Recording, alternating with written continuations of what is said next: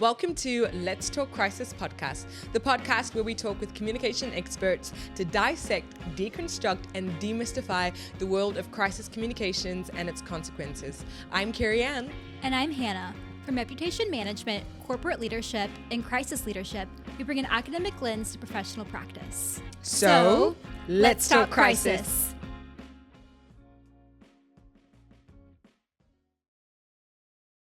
Welcome to Let's Talk Crisis. Today we're joined by Erin Gregg, APR, and the Executive Director of Strategic Communications for Fort Worth ISD.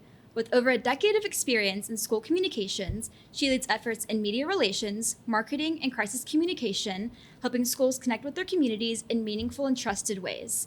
Erin is known for her thoughtful approach to balancing speed, accuracy, and empathy in high-pressure situations, and for her commitment to clear, inclusive communication and public education. Erin, welcome to Let's Talk Crisis. Thank you so much for having me. I'm honored to be here. Yes, we're so happy to have you. And what an intro. That was awesome. It was awesome. Very flattering, like I mentioned. Well, we love that it's true. So we you. want to start with some fun, just like an icebreaker question. And so the question is, we wanted to know, what is your greatest superpower professionally? So what is, and obviously don't say communication because that's a cheat, but another superpower. That's easy. It's actually kind of related to communication, but it's really about staying calm when others are not.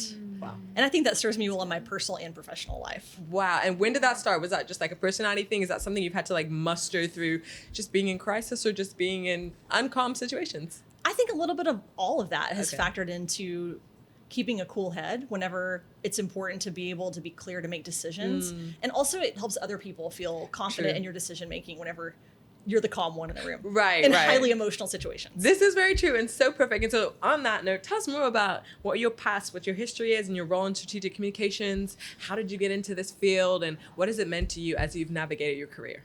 Well, I took sort of a strange path to get into school communications, but I went to Texas Tech University and I worked at Starbucks for 10 years when I was in college and beyond, where I felt like I really learned a lot of skills that still benefit me today as a manager at Starbucks.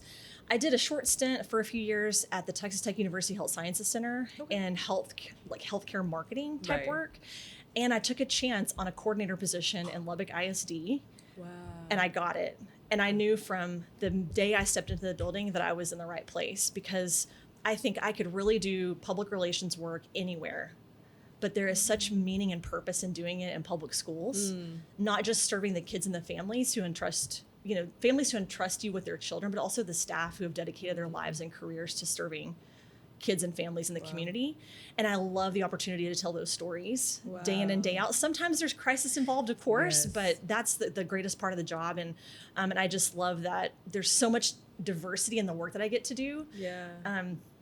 In a really fun place for a really great purpose. That is awesome. We're just diving right in because I know that a lot of people find the public, school system difficult and challenging and like resources and this politics. And so how have you been able to navigate that and not lose that sense of purpose? It seems like it's deeper than just a job for you. Absolutely. I'm married to a teacher, so I think that's certainly kind of factored in. But schools really are one of the most trusted institutions in our community. And when something goes wrong, families and information, they need it quickly and they need reassurance in highly emotional situations.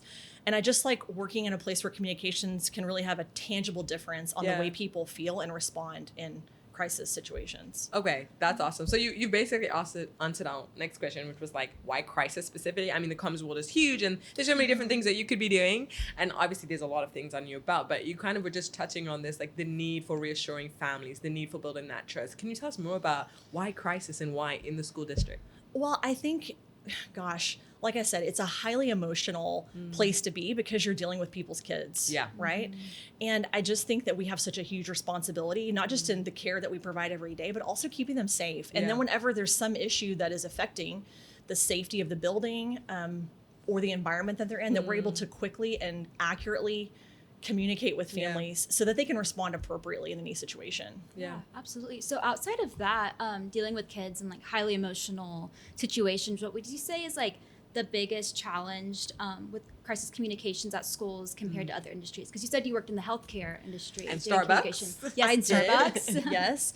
Yeah, and well, like I mentioned, just the emotional aspect of dealing Yeah. with children, I think is certainly an important aspect of that. Absolutely. Many times we're dealing with things as the school day is unfolding, and so that creates like an additional challenge because sometimes the communication's happening simultaneously, right, of Right. things unfolding. And there's a lot of different families that we're looking at, because I know that we're always looking at how we can really address our communication to the appropriate audiences. And we may have students, we have families, we have staff, we have media, maybe we have board members, or district leadership, also the public and the community. And it's really, packaging it differently for each audience. And So- there's some excitement in that too. Yeah. So would you say that, and it's okay if you can't get into the details of this, but most crises that you deal with, would you say is like weather related, or what's like the most common crisis that you would deal with? I think there's an important differentiation to make between crisis and issues, because when we think about crisis, we talk about something that's kind of interrupting the operations of the Right. business or organization. I would say mainly we're dealing with issues. Okay. I would even say maybe like today we had a campus that had a short evacuation due to a fire alarm malfunction. That does disrupt operations, but they were back in the building in 15 minutes. Right. And, Yeah. I think it's mainly those types of issues that we're facing. Okay. There are medical emergencies. We've had several of those this week. We've had student injuries, staff medical emergencies. We've had fire evacuations. And those are like some of the things that happen more a lot. common every day. Yes, and then there's bigger things that happen. Of course, when there's staff or student issues that draw a lot of public scrutiny. Yeah. Also, we've had bomb threats and other things that really caused a major disruption in the operations of the school and the district. So there's a big variety, but I would say overwhelmingly there's a lot of day-to-day issues that we deal with. And in a school district the size of Fort Worth ISD with 67,000 kids and almost 10,000 employees, there's just a lot going on at any given time across the city. It sounds like it. And I think when I even think about communication as this idea of building trust, like how are you building trust with so many different publics? Like you talked about, you have students, you have parents, you have like staff, you have so many different people. And I'm assuming the messages you're sending are mainly targeted to parents, but how are you kind of being considerate of these other publics or these other audiences as you're communicating and how you're meeting all of their needs? Great question, because I think we focus a lot sometimes on speed, but really, yes, that's important, but I think the trust that we're building matters more, because we try to communicate what we know, and sometimes that's not everything, right? But what we know, what we're doing, and what we need people to expect next. It's been important in ongoing situations, like for example, a bomb threat, that we establish early, we're going to be communicating with you at certain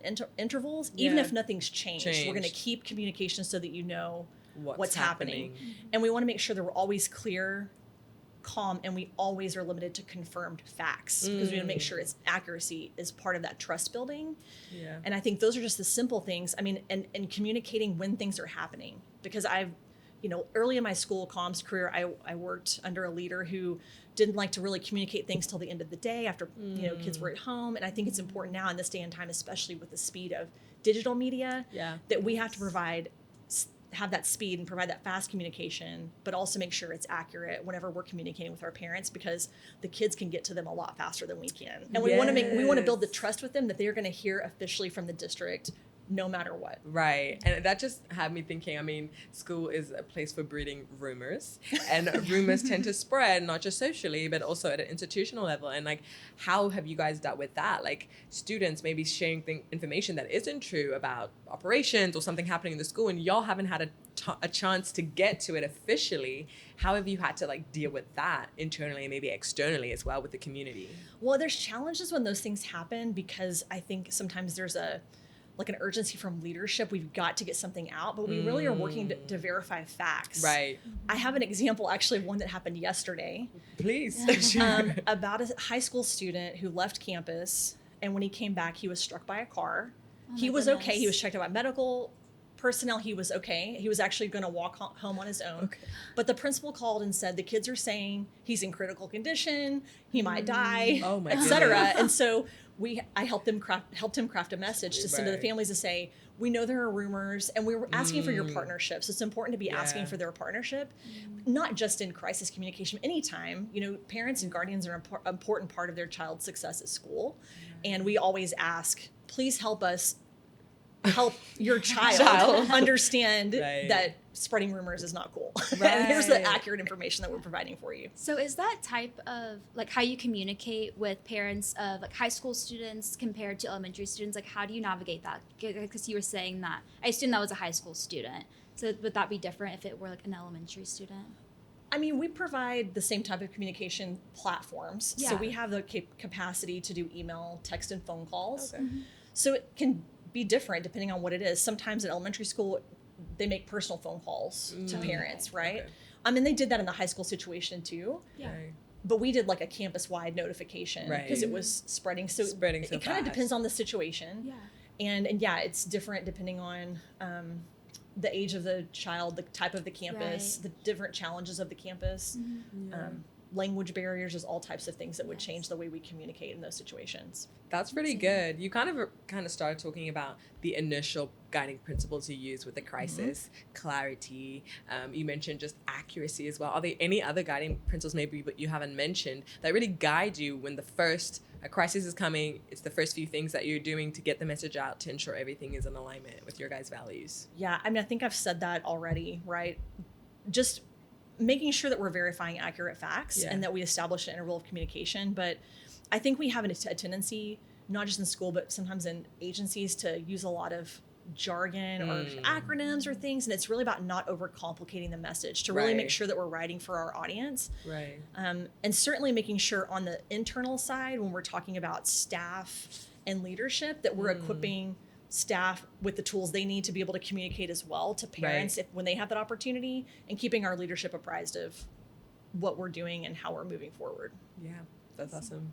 That's awesome. Okay, let me see. So communication during safety incidents or severe weather can definitely be urgent. And so is this any different to like if you guys had a tornado watch that all of a sudden came, would that be like a different communication response to maybe your regular it's raining, or are there different levels of severity or perceived risk in your communication that you share with everyone else? Yeah, weather is one that happens all the time, right? Every year we have some type of weather communication. Right.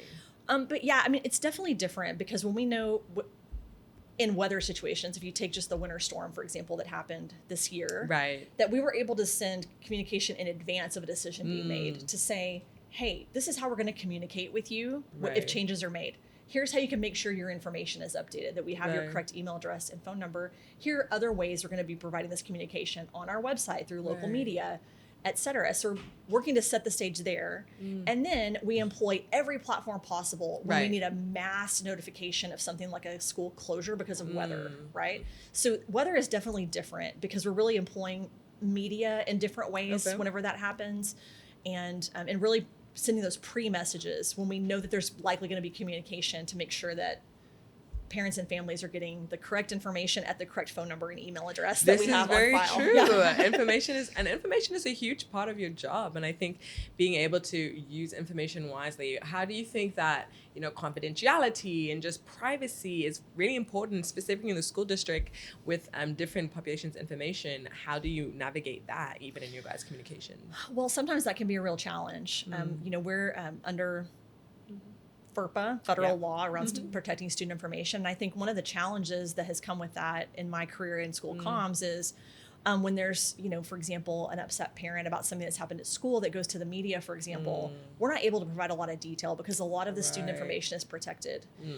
And we try to provide information as best we can by still protecting the information required by law.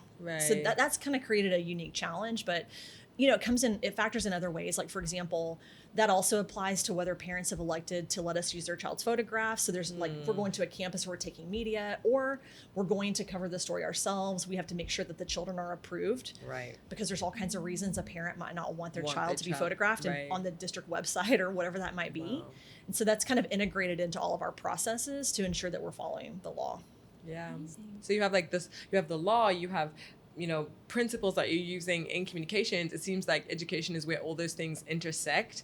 And then you're working with a bunch of different people. And what is that you really love about it? Like, what keeps you excited? And in all of this, it seems like there's a lot going on all the time. But what keeps you just excited? Yeah, I know I said this already, but I just have to say it again. It's just the kids. I I love going to a school campus and hearing children laugh and hearing the little voices and seeing them learn and being able to show the great things that are happening in schools in a very challenging time for public schools in our state and nation. There are wonderful things happening inside Fort Worth ISD and in public schools all over the state and country. And it's really cool to have a role where I'm able to share accurate information about what's happening in our public schools. That's amazing. That is so good. It makes me even think, like, how have you seen, okay, social media is obviously booming and everyone's using it. And I'm curious, like, have you seen the way that schools or districts are using social media change over the years, especially with AI? Like, are you guys feeling more that you need to be using generative AI? And is there any reason for that? And how are you guys using these emerging technologies? I mean, I think there's been, there's a lot of challenges with AI on social media. Some of our colleagues during that winter storm had AI posts going up about their school districts that school was being closed when it wasn't, right? And so that's created a different challenge. There's been other incidents where kids have used AI to like recreate incorrect information about teachers, other kids. I think that's created a whole different issue. Misinformation. I think it's important for us to be on these platforms because we have to be where the people are, and we have to have two-way communication. But what I've seen, on a lighter note, school districts really lean into are social media trends, and I love that. I really love that. There's a really cute one right now of like the baby pictures and like this is who tells when you ask this or whatever. And I saw a district that did that for like Librarian Day. Which is really cool. So I love seeing schools really lean into the trends. That's fun. That's awesome. So a minute ago, you mentioned pushing out pre-made messages. So what role would you say that preparation and planning goes into when these events occur? Like, do you guys have a crisis plan? Do you have like holding statements? We do. We certainly have a crisis plan. I think preparation is everything. And you can't prepare for everything. Right. And it's going to change in the moment, but the more you're able to prepare in advance, the more effective you can be when one actually happens. Absolutely. That you're not trying to get into your manual and look at the pages, that not only do we prepare, but we practice. And we discuss, and we have templates. We use templates a lot. I have a whole template library so that we can, pull one and edit it for a principal who needs us to send, or I can send the principal a template that they can edit. That saves a lot of time as well. And we just really want to work on building that speed and confidence and consistency in the way we are preparing and then executing whenever a crisis or issue does occur. Wow. Yeah, I'm sure that you just have had so much experience in understanding what you're doing. And if someone was coming into the role underneath you, what are some like wisdom that you would give someone trying to get into the crisis comms in the school district and in education that you would kind of advise them on things that you wish you knew before you said yes? Well, I mean, I think it's important to remember that crisis communication is not really just about protecting an organization, right? It's like about serving people well in moments that are hard. Yeah. And I just want to make sure that we don't forget that, right? Because, trust is built in drops and it's lost in buckets. I mean, you can lose it so quickly because of a misstep or a miscommunication. Right. And I think really putting that time in the blue sky days, when things are great, kind of putting that into the bank account of trust by doing a good job telling the story of your organization the best way you can and building that trust up in the community so that when something does happen, you're not facing challenges with, are people going to hear from us? Are they questioning whether they're going to hear from us? And are they going to find our message credible, right? If we haven't been building up that credibility before something happens, I think that's key. That is huge, credibility. You can never go wrong, I think, in the world, specifically now, we do have these AI messages and we do have multiple competing platforms for trust, really having that community trust, that we trust this institution, we trust their authority, and we trust that our kids are safe.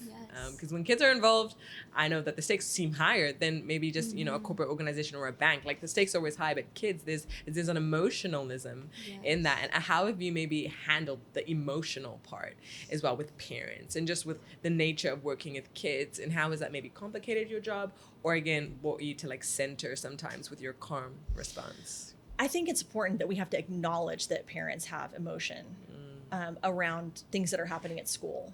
And whether that is campus closure conversations or whether that's that we had to go into a secure because there was a police activity in the neighborhood, right? Any kind of communication like that is going to strike fear in the heart of a parent. Right. Right. So I think that we always have to keep that top of mind, that when we're dealing with people's precious assets in our buildings. And that also accounts for like spouses of our staff members, right? People that are in our buildings that, you know, would be nervous if they thought something was not normal. Right. I think that for me specifically, I don't know if this is really part of the question, like this is how I interpreted it, but I think for me, that's been a challenge as well, because I've dealt with a few very sad and tragic issues where I think was impacted more because it was a child. Right. You know, so yeah, I mean, I think it's important that not only that we know that that's what we're dealing with parents, staff, with our families, but that we also have to make sure that we're taking care of ourselves when things happen, to make sure that we're talking about it and we're getting the help that we need to just work through some difficult situations, because crises can be really difficult for the people involved in managing it and communicating about it as well. That is huge and amazing. Okay, so finally, when crisis is done really, really well, what does that look like to you? And so we've talked a little bit about what is not maybe the best way, and you can even give us no names now, but you could give us some examples of this is not how we go about it. But what is a really well done crisis response for you? Well, I think it's important that people feel informed and respected, and like less afraid, maybe reducing some of that anxiety, that we're responding with consistency and clarity and humanity and empathy in the way we're communicating. We want our stakeholders to know what happened, what we're doing, and then what to expect next from us, to always provide expectation and to meet that expectation whenever we're communicating. And it's important also that our staff and our leaders are aligned in the situation that's happening, because that helps rumors have less room to grow. When everybody can kind of be an ambassador for the correct information. And I think that really doesn't always mean that everyone is happy, right? That just means that the people that you trust are handling a difficult situation as honestly and responsibly as they can, right? Because we want to protect not just that reputation, but also those relationships. Absolutely. That is huge. That is huge. And I have my last, did you have a question? Yeah. Okay. My last question is, how have you, and this is not in the notes, so answer as you feel We're going like, off script. I like it. But how have you handled when there's like difference in leadership decisions? And so like maybe there's one side is wanting whatever and you're kind of in the middle and maybe have a seat at the table. Like how do you navigate those decisions where it's kids, it's emotional, but they're two right seeming ways to go about it? Is it just a matter of like who has the final say, or do you ever have agency at the table to make those decisions? I think that changes in different stages of your career, right? Because I think in a job where, and in my current position, I reported directly to the superintendent. In this position, I don't. But I feel like you have to take time to really develop your relationship as trusted counsel with that person. And even when I was reporting to a superintendent, I may say, here's my take on this, but ultimately she made the decision. And she may say, I hear what you're saying, but we're going to do something different. And I will go with whatever the decision from the leadership is. And so I think that's sort of like a different aspect that is important, especially young people, who are graduating. It takes time to build up that credibility as a professional, right? And so I think that's when you really feel like when you've developed a seat at the table to have your voice heard and say, based on my experience, this is what I think. And then to be okay with the decision if the leader makes a decision that doesn't align with what you said. I mean, I think that's huge because I think sometimes, as Gen Z, everyone says that we're entitled, and I don't think it's always false. I don't think it's always false. I think sometimes our voices are heard on so many platforms. We feel that we deserve a seat at the table, and like what you're just saying is that there will be a time for that, but trust, it always goes back to trust, like building trust with your leadership to say like you're going to bring a great option, but you're also going to be okay when we don't listen to what you're saying because it's your first or second year, you know what I'm saying? And so I love that you just shared that because I think it's honest, and we probably don't talk about that enough, of like there is a place for you at the table, your voice is heard, but at the same time, like there are chains of commands. Specifically with crisis, it can be so stressful that you can feel like I'm not seen, I'm not valued, but it's just like there's a lot more going on here than you. Yes, and I think it's important not to take it personally. Yeah. And also not be afraid to speak up because sometimes you're not going to be right. Right. But, it's like if you have a seat at the table, but you're never saying anything, right, then why are you there? Right. And I think that also within yourself, you have to build that confidence to feel like I have the knowledge and I have the experience and I feel like I can add something to the conversation. And that that comes with some time and experience, but really just being committed to keep, developing yourself and your knowledge, even when you're out of college. Yeah, like how do you keep developing your skills? And I know you have some, like she read your, intern, you had some other things you do outside of just your job. And so how have you continued to be a lifelong learner? Well, I belong to an incredible organization called the Texas School Public Relations Association. Wow. And that is an organization that provides networking and professional development for school communicators. Okay, wow. So I think that or PRSA has also been a great resource. So I think those groups and organizations, not just for the professional development and learning that you get, but also for the relationships that you build with other people in the public relations world or communications world. And I mean, I think you have to be proactive, right? I said on a panel I was on a few weeks ago, you have to just show up sometimes. Right. It's about just showing up and being there, even when it feels uncomfortable, right? Or maybe you don't know anybody or whatever that is. But yeah, I mean, I stay active in those organizations. I read a lot of books. There's resources I follow online. I'm always trying to learn more because even after a decade in school comms, I learned something new every day. And I think that's what kind of is it. That's exciting. I mean, that's crisis. There's always something new on the horizon. Absolutely. Yes. But this has been so helpful. Thank you so much, Erin, for all the invaluable information Thank you you've for having shared. me. And I hope that as the audience, you've taken away ways that we can be trustworthy, we can be slow in our response, and honestly just be reminded that crisis is a lot more than just protecting a company. It's about building trust with people. And so thank you so much, and look forward to you guys on the next episode. Bye. How was that? Was that okay? That was amazing. All right.